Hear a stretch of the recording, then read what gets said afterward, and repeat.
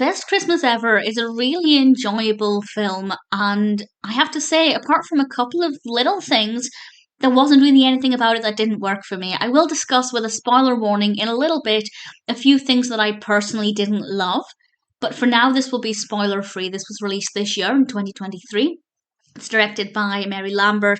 It's written by Todd Calgi Gallicano and Charles Shire, and it stars Heather Graham and Jason Biggs as Charlotte and Rob Sanders, who were meant to be going to Charlotte's sister's house with her family, their children, for Christmas. But one thing leads to another, and they end up on the doorstep of Jackie Jennings, played by Brandy Norwood. And Jackie and Rob are old flames, if you like. They dated very briefly. So needless to say, Charlotte's not enthusiastic about spending Christmas there, but they're snowed in. They don't really have a choice. So their family agree, partly joyfully on the part of the kids, to stay there for Christmas. The children are really excited about this because Jackie's home is stunning. And I have to say, one of my favourite things about this is the house.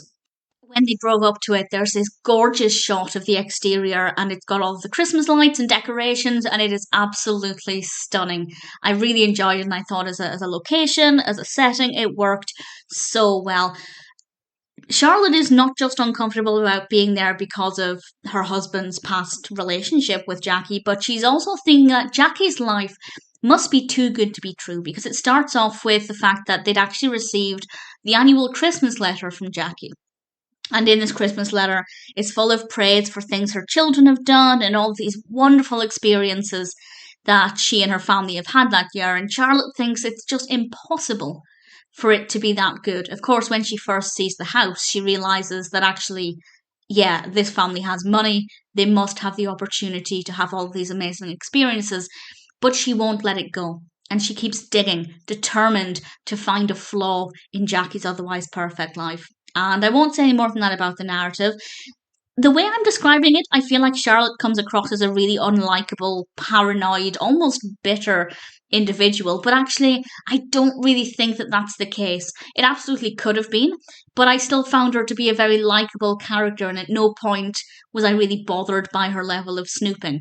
That's not to say I loved it and thought it was the best way for her to act, but the point there is that she might sound unlikable, but personally, I actually really liked her. The same with Rob. Rob is a very likable character, apart from one thing he does, but I will explain that with a spoiler warning in a moment. The children in this are brilliant. We have Dora and Grant, played by Abby Villasmil and Wyatt Hunt. They are the Sanders children. I think they are brilliant. They've got a really great energy. We also have Beatrix Jennings, played by Madison Skye Validum, and she's a very intelligent child.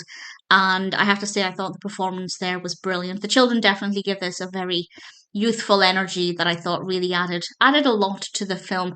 The narrative is quite interesting. It is quite light-hearted for the most part, but it does get a little bit emotional at one point. But I don't want to say too much about that at the moment.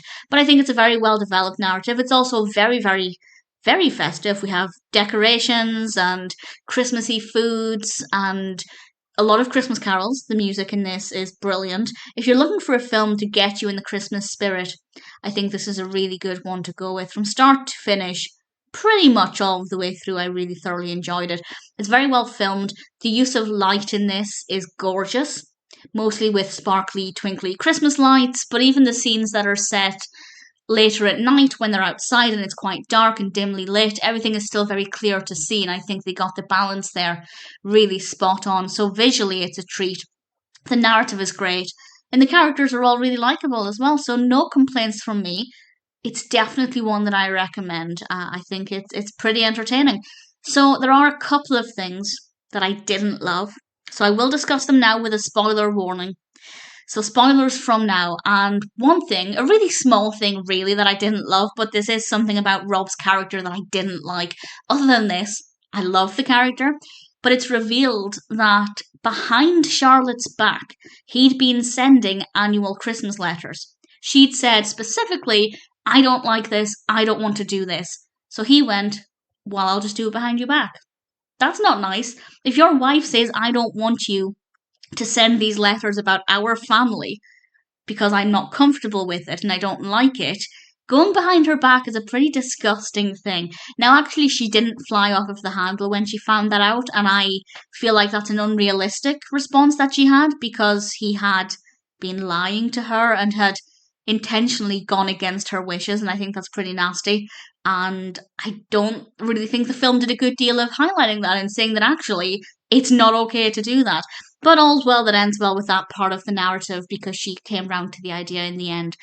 And the other thing I didn't like, but I understand why they did it, is the use of the hot air balloon. It just seemed a bit over the top, a little bit far fetched, and kind of pulled me out of the main narrative because it felt a little less believable. But visually, it is stunning.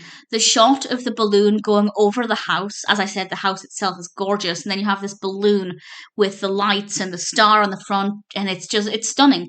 So visually, it is fabulous, and that allowed them to bring in the Santa sleigh aspect. And as I said, I can completely see why they made the decision to do that. But it still seems a little bit over the top for my liking, and I think something that made the narrative a little bit less believable. But other than that, Best Christmas Ever is a pretty good film, and I enjoyed it, and I wouldn't mind watching it again. It's never going to be an annual tradition, but certainly I had a lot of fun with it, and I'm very happy to recommend it.